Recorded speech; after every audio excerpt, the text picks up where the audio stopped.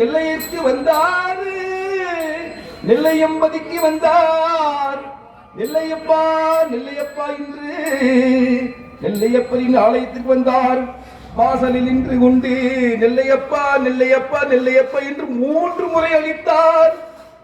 கருவூர் சித்தரில் பெருமையை இந்த உலகத்திற்கு தெரியப்படுத்த வேண்டும் என்பதற்காக இறைவன் நேரில் தோன்றாமலும் மறுமொழி கூறாமலும் இருந்தார்.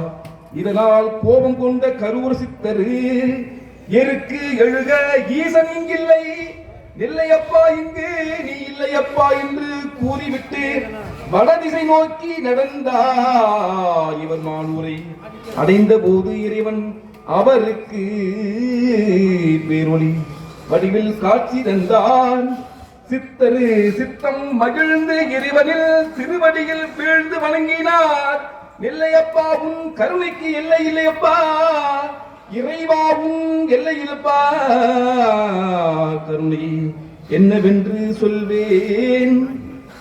பேரொழியும் ஒரு பொருட்டாக எண்ணி தேடி வந்து காட்சி தந்த தெய்வமே என்று போற்றி விழுந்தார். அப்போது அந்த பேரொளி பிழம்பு தெற்கு நோக்கி சென்றது. சித்தரும் அதை தொடர்ந்து சென்றார்.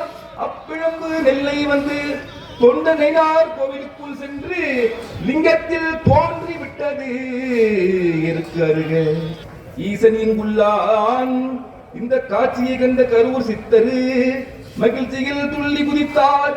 இறைவா எனக்கு காட்சி அருளிய இதே ஆவணி மூலத்தினால் அன்று ஆண்டுதோறும் மானூர் வந்து காட்சி அருள வேண்டும் என்று வேண்டினார். இறைவனும் அவர் வேண்டுதற்கு ஏற்ப ஆண்டுதோறும் ஆவணி மூலத்து அன்று மானூர் சென்று காட்சி தந்து வருகின்றார் என்று சொல்லி சொன்னார்.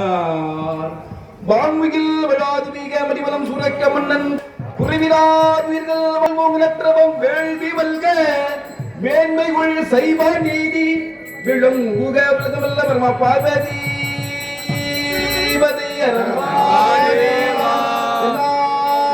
சிவனே போற்றி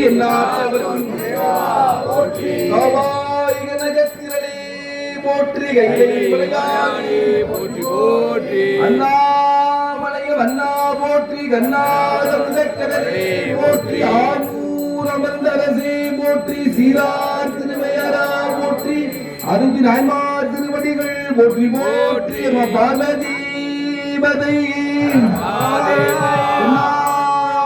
சிவனே போற்றி பார்வதி பதையே